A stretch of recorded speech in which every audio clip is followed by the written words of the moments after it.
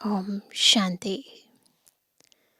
परम शिक्षक शिव बाबा हमें सृष्टि के आदि मध्यांत, आत्मा के आदि मध्यांत, तीनों लोकों, तीनों कालों का यथार्थ ज्ञान देते हैं।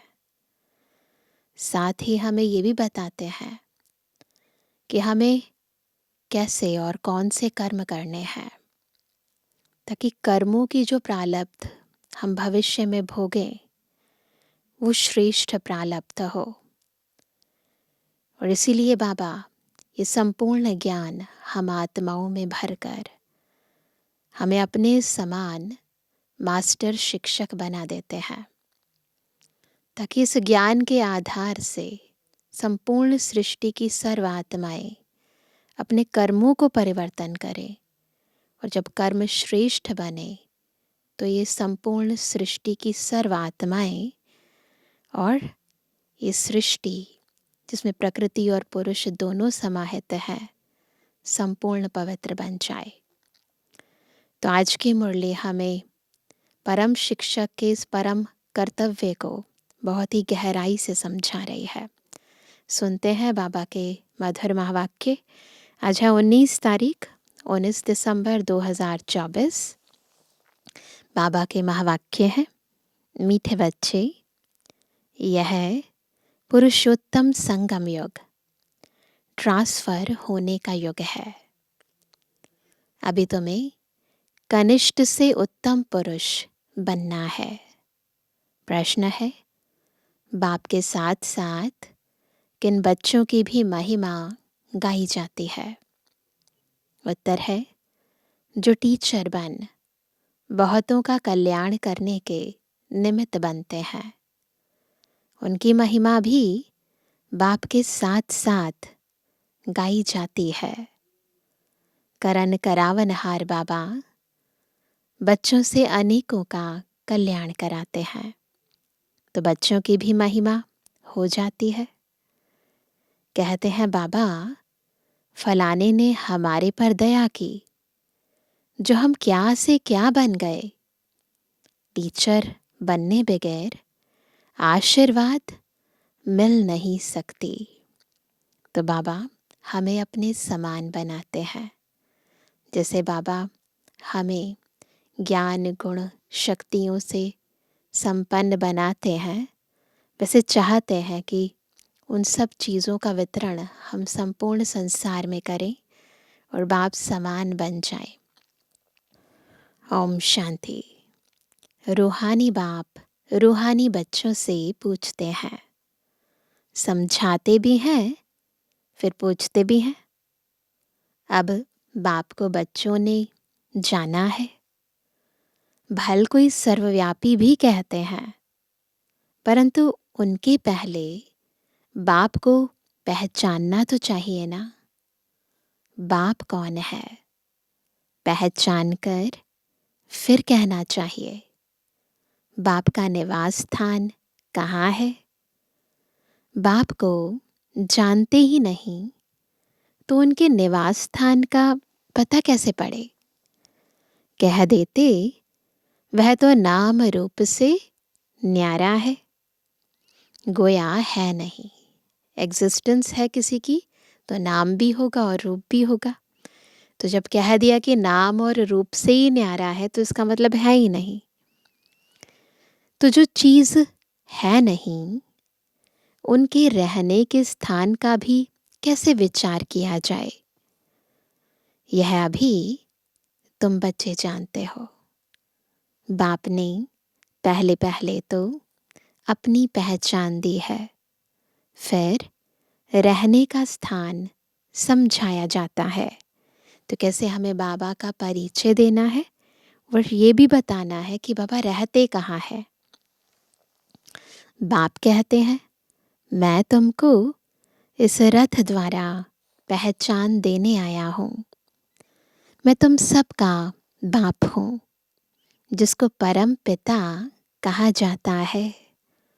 आत्मा को भी कोई नहीं जानते हैं। बाप का नाम, रूप, देश, काल नहीं है तो बच्चों का फिर कहाँ से आए, है ना? सोचने का विषय है। यदि बाप का नहीं है तो हम बच्चों का कहाँ से आएगा? बाप ही नाम रूप से न्यारा है, तो बच्चे फिर कहाँ से आए? हम्म बच्चे हैं तो ज़रूर बाप भी है। तो ऐसे सिद्ध करके बता सकते हैं। सिद्ध होता है वह नाम रूप से न्यारा नहीं है। बच्चों का भी नाम रूप है, भल कितना भी सूक्ष्म हो। आकाश सूक्ष्म है, ऐसे तो दिखाई नहीं देता ना, तो बहुत सूक्ष्म तत्व है, तो भी नाम तो है ना, आकाश। जैसे यह पोलार सूक्ष्म है, वैसे बाप भी बहुत सूक्ष्म है। बच्चे वर्णन करते हैं, वंडरफुल सितारा है जो इनमें प्रवेश करते हैं, जिसको आत्मा कहते हैं। बाप तो रहते ही हैं परम धाम में, वह रहने का स्थान है। ऊपर नजर जाती है ना, कहते भी है ना, ऊपर वाला जाने, तो ऊपर नजर जाती है अपने आप ही। ऊपर अंगुली से इशारा कर याद करते हैं, तो ज़रूर जिसको याद करते हैं कोई वस्तु होगी। ऐसे तो नहीं कोई चीज़ एग्जिस्ट ही नहीं करती और हम उसको याद कर रहे हैं, नहीं, इसका मतलब कुछ तो है ना। परमपिता परमात्मा कहते तो है ना, फिर भी नाम रूप से न्यारा कहना, इसे अज्ञान कहा जाता है। बाप को जानना, इसे ज्ञान कहा जाता है। यह भी तुम समझते हो। हम पहले अज्ञानी थे, जानते नहीं थे ना बाबा को, बाप को भी नहीं जानते थे, अपने को भी नहीं जानते थे। अब समझते हो क्या? हम आत्मा है, न कि शरीर। ये है ज्ञान। सबसे पहला ज्ञान स्वयं का ज्ञान, कि मैं ये देह नहीं, आत्मा हूँ। आत्मा को अविनाशी कहा जाता है, तो ज़रूर कोई चीज़ है ना। अविनाशी कोई नाम नहीं, अविनाशी यानी कभी विनाश न होने वाली, तो ऐसा कोई नाम नहीं है अविनाशी। अविनाशी अर्थात जो विनाश को नहीं पाती, तो ज़रूर कोई वस्तु है। बच्चों को अच्छी रीति समझाया गया है। मीठे मीठे बच्चों, जिनको बच्चे बच्चे कहते हैं, वह आत्माएं अविनाशी हैं। यह आत्माओं का बाप परमपिता परमात्मा बैठ समझाते हैं। तो बाबा अपना परिचय देते हैं, घर का ज्ञान देते हैं, और हम आत्माओं का भी यथार्थ ज्ञान देते हैं।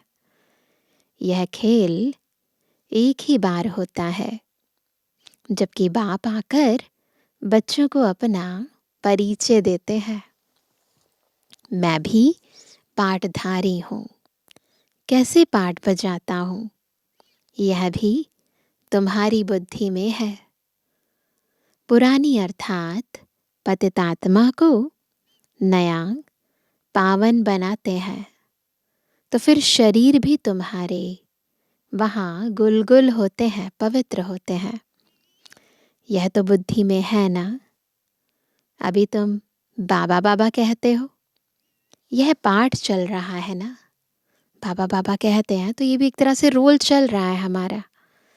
आत्मा कहती है बाबा आया हुआ है हम बच्चों को शांति धाम घर ले जाने के लिए। शांति धाम के बाद है ही सुख धाम, शांति धाम के बाद दुख धाम हो सकता है क्या? नहीं, ऊपर जाएंगे तो सबसे पहले तो सुख धाम में आएंगे ना, तो दुख धाम हो ना सके। नई दुनिया में सुख ही कहा जाता है।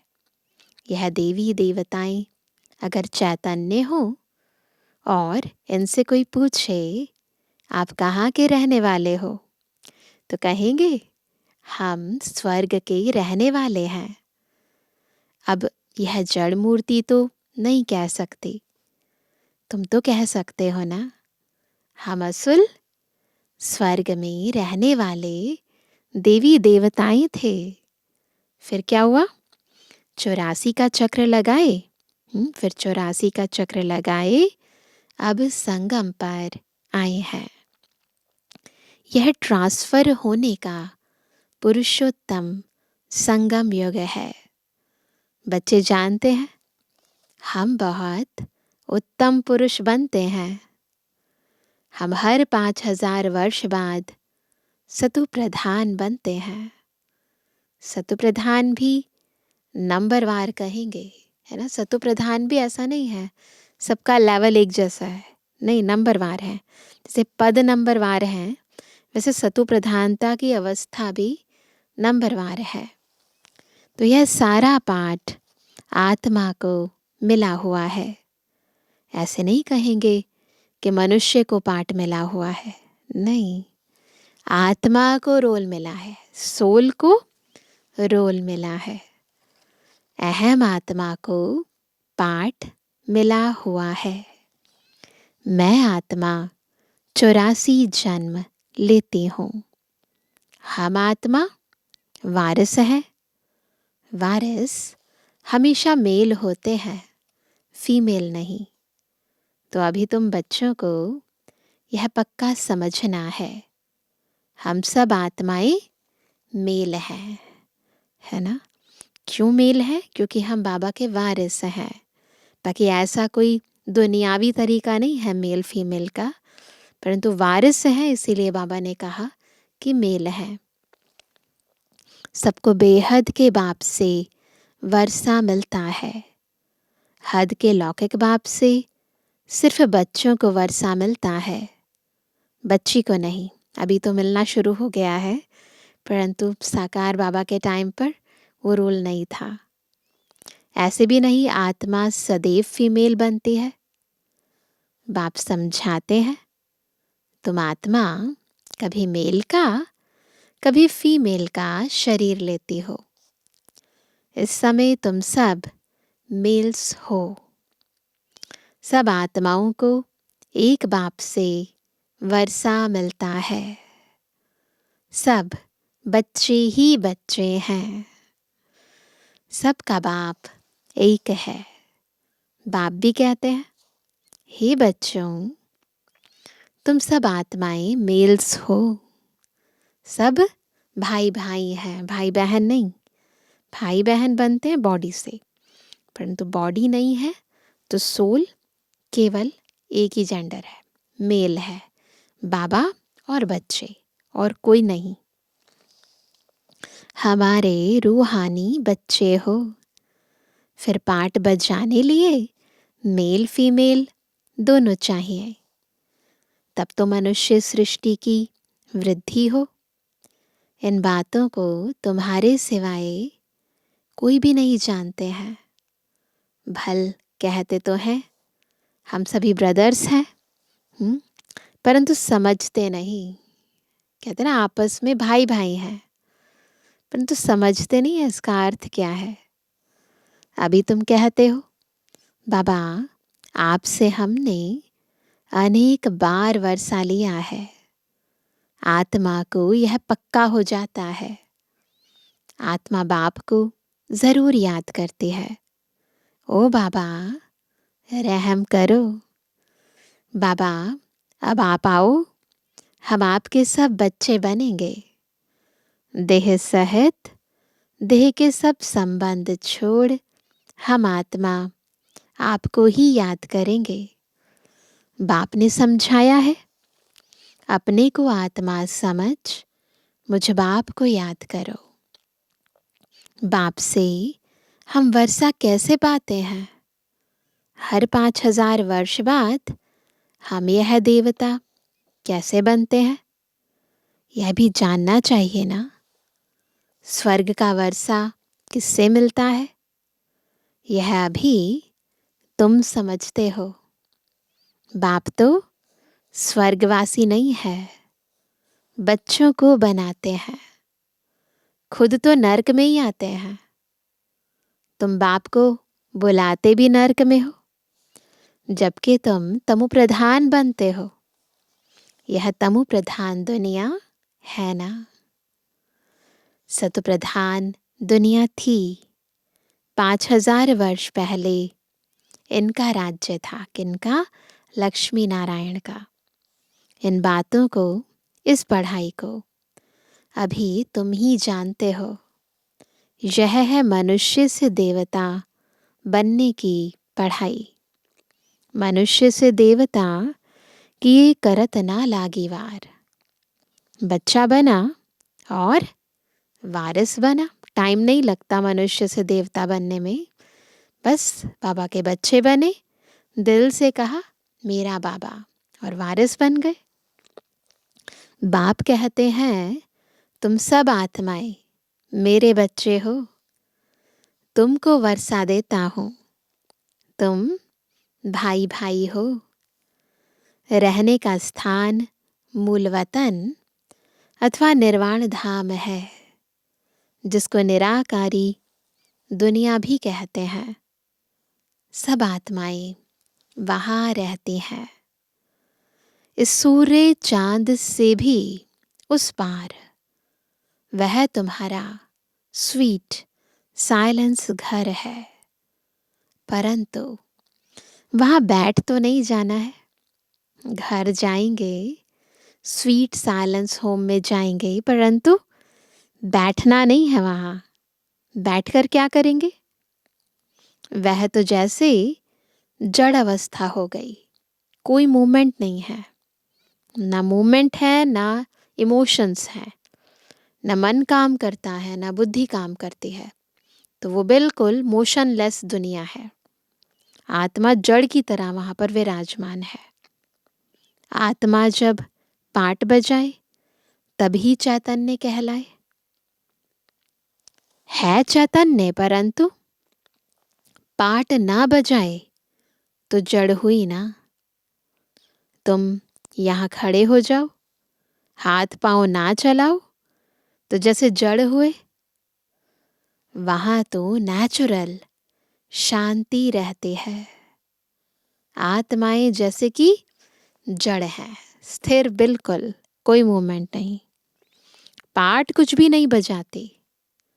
शोभा तो पाठ में है ना। अच्छा लगता है ना। कोई एक्टर एक्टिंग ही ना करे, है ना। एक्टिंग करता है तो शोभा होती है ना उसकी भी। शांति धाम में क्या शोभा होगी। आत्माएं सुख दुख की भासना से परे रहती हैं। कुछ पाठ ही नहीं बजाती तो वहां रहने से क्या फायदा। पहले पहले सुख का पाठ बजाना है। हर एक को पहले से ही पाठ मिला हुआ है। कोई कहते हैं हमको तो मोक्ष चाहिए। मोक्ष यानी मुक्ति चाहिए, जन्म मरण से मुक्ति चाहिए। बुदबुदा पानी में मिल गया, बस आत्मा जैसे कि है नहीं। कुछ भी पाठ ना बजावे तो जैसे जड़ कहेंगे। चैतन्य होते हुए जड़ होकर पड़ा रहे तो क्या फायदा। पाठ तो सबको बजाना ही है। मुख्य हीरो हीरोइन का पार्ट कहा जाता है ना। तो इस ड्रामा में भी मेन एक्टर एक्ट्रेस कौन है? तो वह कहते हैं तुम बच्चों को हीरो हीरोइन का टाइटल मिलता है। तो कौन है हम? इस सृष्टि रंगमंच पर हीरो हीरोइन पार्ट बजाने वाले पाठधारी। वहाँ आत्मा यहाँ पार्ट बजाती है। पहले सुख का राज्य करती है, फिर रावण के दुख के राज्य में आती है ना। पहले क्या करती है? सुख के राज्य में आती है ना, सतयुग के अंदर। फिर द्वापर से रावण आ जाते हैं, तो रावण के दुख के राज्य में जाती है। अब बाप कहते हैं राम राज्य भी पूरा हुआ और रावण भी खत्म होने वाला है। तो अब बाप कहते हैं, तुम बच्चे सबको यह पैगाम दो, टीचर बन औरों को समझाओ। जो टीचर नहीं बनते उनका पद कम होगा, तो सबको टीच करना है। टीचर बनने बगैर किसको आशीर्वाद कैसे मिलेगी? किसको पैसा देंगे तो उनको खुशी होगी ना, है ना? कुछ देते हैं किसी को तो वो दुआएं देता है ना। अंदर में समझते हैं बीके हमारे ऊपर बहुत दया करती है, जो हमको क्या से क्या बना देती है। तो यह है ज्ञान धन। जब हम इसका दान करते हैं तो बहुत दुआएं मिलती हैं। यूँ तो महिमा एक बाप की ही करते हैं। वाह बाबा, आप इन बच्चों द्वारा हमारा कितना कल्याण करते हो। कोई द्वारा तो होता है ना, बाप करन करावनहार है, तुम्हारे द्वारा कराते हैं, तुम्हारा कल्याण होता है। तो तुम फिर औरों को कलम लगाते हो। जैसे जैसे जो सर्विस करते हैं उतना ऊंच पद पाते हैं। राजा बनना है तो प्रजा भी बनानी है। फिर जो अच्छे नंबर में आते हैं वह भी राजा बनते हैं। माला बनती है ना, तो अपने से पूछना चाहिए, हम माला में कौन सा नंबर लेंगे, है ना? अपने से पूछो। खुद को पता होता है ना हम कैसा पुरुषार्थ करते हैं। तो बाबा कहते हैं हम माला में कौन सा नंबर बनेंगे? 9 रत्न मुख्य है ना, बीच में है हीरा बनाने वाला। हीरे को बीच में रखते हैं। माला में ऊपर फूल भी है ना, तो ये सब बाबा की निशानी है। बनाने वाला कौन है? रत्नों को बनाने वाला कौन? माला के मनकों को बनाने वाला कौन? तो वहाँ फूल दिखाते हैं, वहाँ बीच में हीरा दिखाते हैं। अंत में तुमको पता पड़ेगा कौन से मुख्य दाने बनते हैं जो डायनेस्टी में आएंगे। पिछाड़ी में तुमको सब साक्षात्कार होगा जरूर। देखेंगे कैसे यह सब सजाएं खाते हैं। शुरू में दिव्य दृष्टि में तुम सूक्ष्म वतन में देखते थे, यह भी गुप्त है। आत्माएं सजाएं कहाँ खाती हैं, यह भी ड्रामा में पार्ट है। गर्भ जेल में सजाएं मिलती हैं। जेल में धर्मराज को देखते हैं, फिर कहते हैं बाहर निकालो।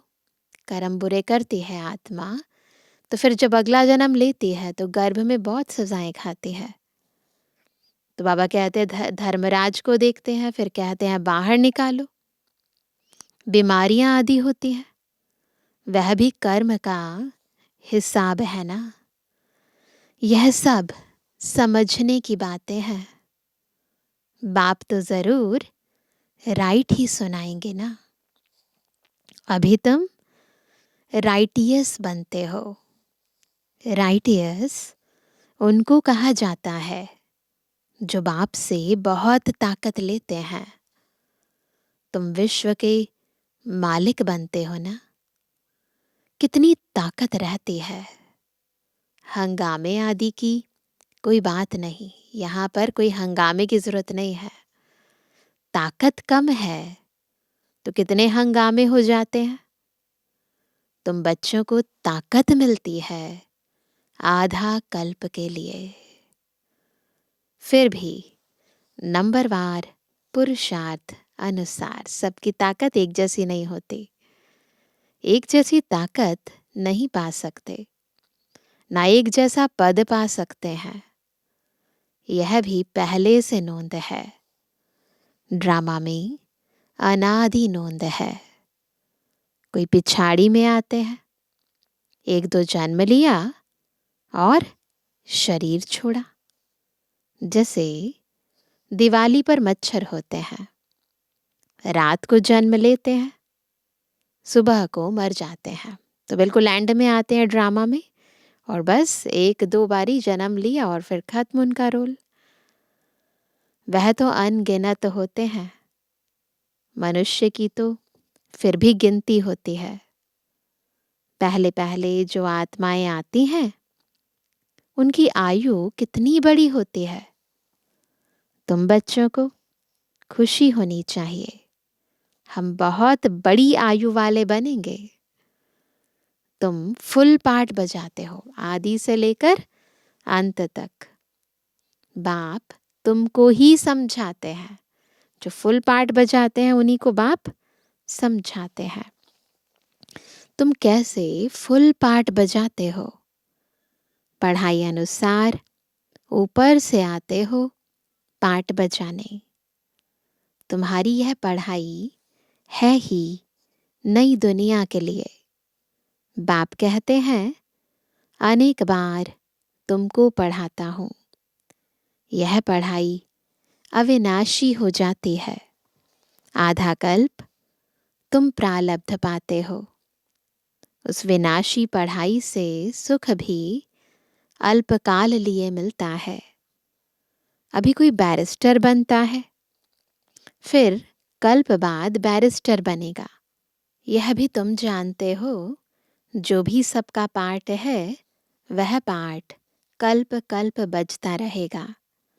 देवता हो या शूद्र हो, हर एक का पार्ट वही बजता है जो कल्प कल्प बजता है। उनमें कोई फर्क नहीं हो सकता। हर एक अपना पार्ट बजाते रहते हैं। यह सारा बना बनाया खेल है। पूछते हैं, पुरुषार्थ बड़ा या प्रारब्ध बड़ी? ये दुनिया में भी पूछते हैं कि भाग्य बड़ा है या पुरुषार्थ बड़ा है। अब पुरुषार्थ बगैर तो प्रारब्ध मिलती नहीं। पुरुषार्थ से प्रारब्ध मिलती है ड्रामा अनुसार। तो सारा बोझ ड्रामा पर आ जाता है ना। ड्रामा में हर एक आत्मा अपने पाठ अनुसार पुरुषार्थ करती है और फिर उस पुरुषार्थ अनुसार प्रारब्ध भोगती है। तो सारा बोझ आ जाता है ड्रामा के ऊपर। पुरुषार्थ कोई करते हैं, कोई नहीं करते हैं। आते भी हैं, फिर भी पुरुषार्थ नहीं करते। तो प्रारब्ध नहीं मिलती। सारी दुनिया में जो भी एक्ट चलती है, सारा बना बनाया ड्रामा है। आत्मा में पहले से ही पार्ट नूंधा हुआ है, बिल्कुल फिक्स्ड है ना। जैसे किसी पेन ड्राइव के अंदर ऑलरेडी डाटा है, तो पहले से फिक्स्ड है वो डाटा आदि से अंत तक। जैसे तुम्हारी आत्मा में 84 का पार्ट है, हीरा भी बनती है तो कौड़ी जैसा भी बनती है। तो ये रोल है आत्मा का। यह सब बातें तुम अभी सुनते हो, अभी यानी संगम पर, जब हमने हीरा का पार्ट भी अदा कर लिया और कौड़ी तुल्य भी बन गए।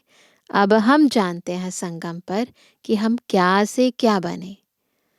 स्कूल में अगर कोई नापास हो पड़ता है तो क्या कहते हैं? तो कहेंगे यह बुद्धिहीन है, धारणा नहीं होती। इसको कहा जाता है वैरायटी झाड़, वैरायटी फीचर्स। तो ये वेरिएशन का आधार क्या है? बुद्धि है ना। और इस बुद्धि के आधार पर हम माया से हारते और जीतते हैं, है ना। अगर बुद्धि में ज्ञान धारण है, योग युक्त है, तो जीत जाते हैं, पास हो जाते हैं, पास विद ऑनर बन जाते हैं। और अगर बुद्धिहीन है, बुद्धि कमज़ोर है, तो नापास हो जाते हैं। यह वैरायटी झाड़ का नॉलेज बाप ही समझाते हैं, कल्प वृक्ष पर भी समझाते हैं। बड़ के झाड़ का मिसाल भी इस पर है। उनकी शाखाएं बहुत फैलती हैं। बच्चे समझते हैं हमारी आत्मा अविनाशी है, शरीर तो विनाश हो जाएगा। आत्मा ही धारणा करती है। आत्मा 84 जन्म लेती है। शरीर तो बदलते जाते हैं, आत्मा वही है। आत्मा ही भिन्न भिन्न शरीर लेकर पाठ बजाती है। यह नई बात है ना। तुम बच्चों को भी अभी यह समझ मिली है।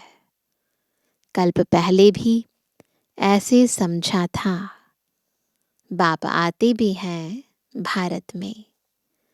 तुम सबको पैगाम देते रहते हो। कोई भी ऐसा नहीं रहेगा जिसको पैगाम ना मिले। पैगाम सुनना सभी का हक है। फिर बाप से वर्षा भी लेंगे, पैगाम भी लेंगे। फिर उस आधार पर जितना वो पैगाम सुनकर पुरुषार्थ करेंगे, फिर वर्षा भी लेंगे। कुछ तो सुनेंगे ना। फिर भी बाप के बच्चे हैं ना। बाप समझाते हैं, मैं तुम आत्माओं का बाप हूँ।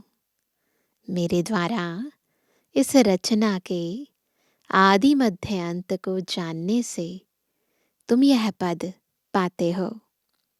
बाकी सब मुक्ति में चले जाते हैं। बाप तो सबकी सदगति करते हैं। गाते हैं, अहो बाबा तेरी लीला अपरंपार है। कहते हैं ना, क्या लीला, कैसी लीला। यह पुरानी दुनिया को बदलने की लीला है। मालूम होना चाहिए ना। यही बाबा का खेल है, यही बाबा का रोल है ना। पुरानी दुनिया को नया बना देना, आत्मा को कनिष्ठ से उत्तम बना देना। तो मालूम होना चाहिए ना। मनुष्य ही जानेंगे ना। बाप तुम बच्चों को ही आकर सब बातें समझाते हैं।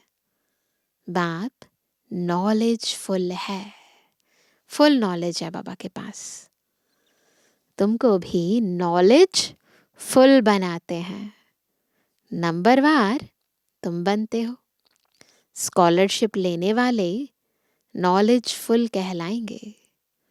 अच्छा, मीठे मीठे सर से एबल आज्ञाकारी बच्चों पर माता पिता बाप दादा का याद था। Good morning. रूहानी बच्चों की रूहानी बाप दादा को गुड मॉर्निंग, नमस्ते नमस्ते नमस्ते।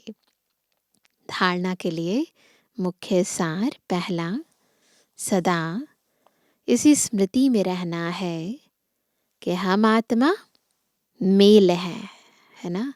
हमें बाप से पूरा वर्षा लेना है। मनुष्य से देवता बनने की पढ़ाई पढ़नी और पढ़ानी है। टीचर बनना ना सभी ने। दूसरा, सारी दुनिया में जो भी एक्ट चलती है, यह सब बना बनाया ड्रामा है। इसमें पुरुषार्थ और प्रारब्ध दोनों की नोंद है।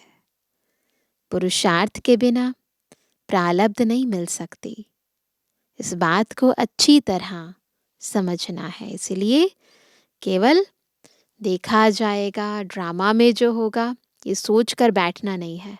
पुरुषार्थ के आधार पर प्रारब्ध बनेगी, तो पुरुषार्थ करना है।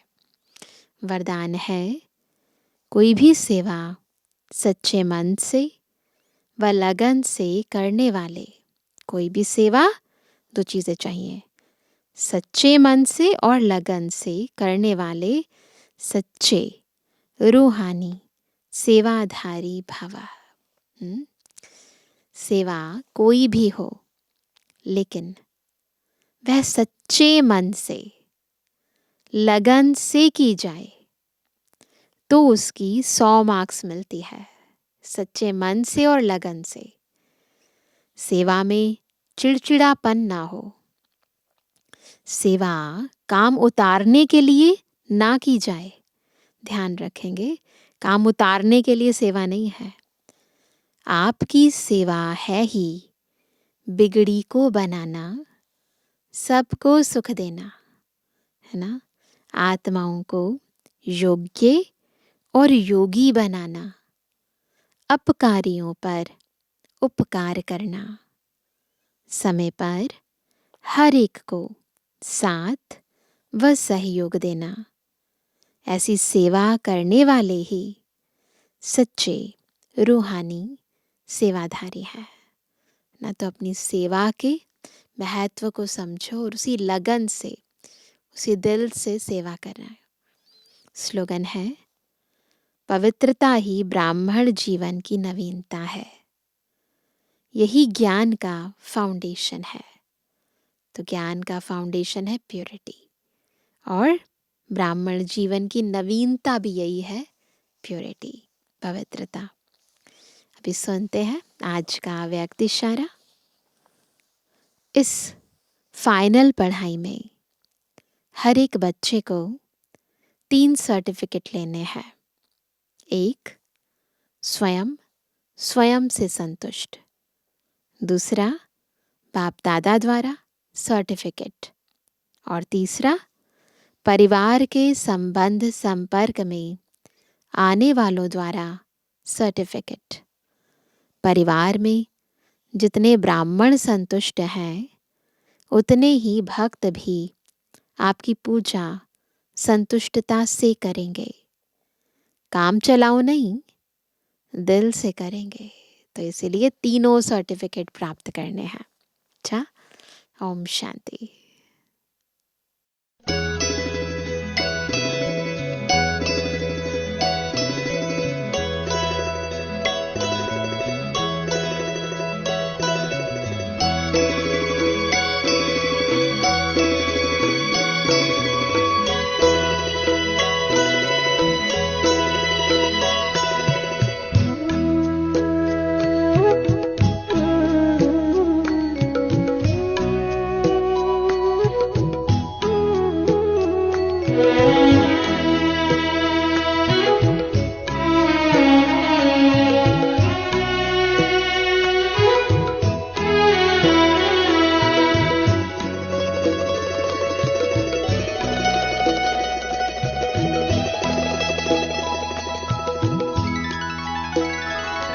पवित्रता का हृदय कुंज में ऐसा पुष्प खिला,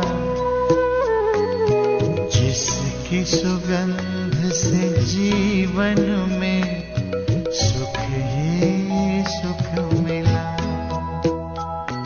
पवित्रता का हृदय कुंज में ऐसा पुष्प खिला,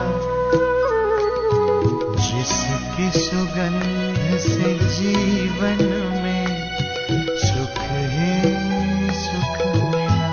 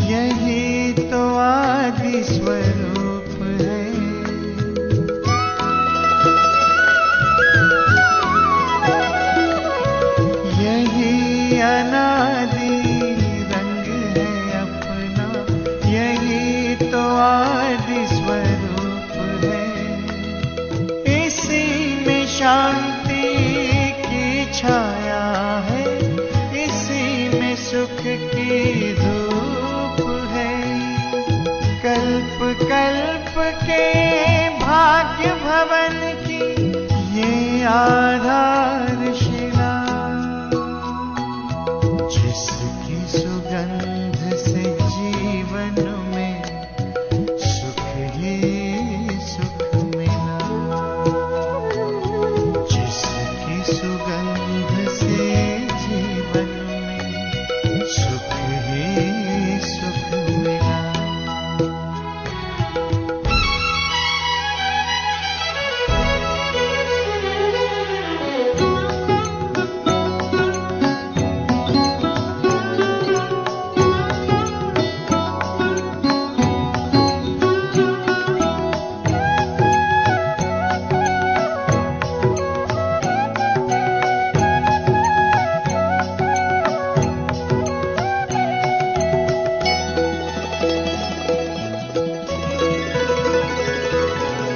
अधरों पर बिखरी सच्चाई, अंतर में निर्मलता आई।